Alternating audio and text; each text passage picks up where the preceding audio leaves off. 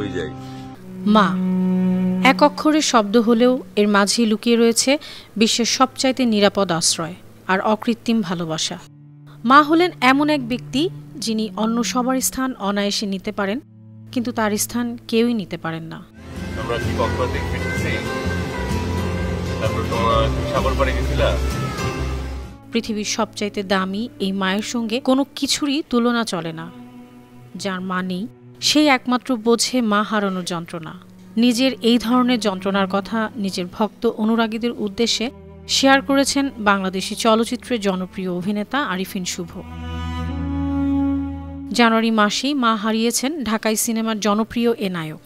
মা ছিলেন তার কাছে সবকিছু। তাকে নিয়ে প্রায় বিভিন্ন ছবি ও ভিডিও ফেসবুকে পোস্ট করতেন শুভ। বিভিন্ন উৎসবে মাকে নিয়ে লিখতেন নানান কথা। প্রিয় মাকে ছাড়া শুভর জীবনে এবারের ঈদটি হচ্ছে প্রথম, তাই বেশ আবেগপ্রবণ হয়ে পড়েন এই অভিনেতা। ঈদের আনন্দের মাঝে মায়ের শূন্যতা গভীরভাবে অনুভব করছেন। মাকে ছাড়া প্রথমবার ঈদ উদযাপনে নিজের মনের অবস্থা শেয়ার করেছেন সোশ্যাল মিডিয়ায়। নিজের ভেরিফাইড ফেসবুকের দেওয়া স্ট্যাটাসে তিনি লিখেছেন, যখন অনেক কিছু বলার থাকে তখন হয়তো কিছুই বলা যায় না। মাকে উদ্দেশ্য করে তিনি বলেন, দেখতে দেখতে তোমার যাবার প্রায় 3 মাস।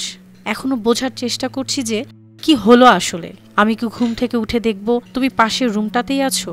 সবকিছু কেমন যেন হয়ে গেল। পেশায় অভিনয় শিল্পী হয়েও আমি ঠিক আছি নামক অভিনয়টা হচ্ছে না একেবারেই।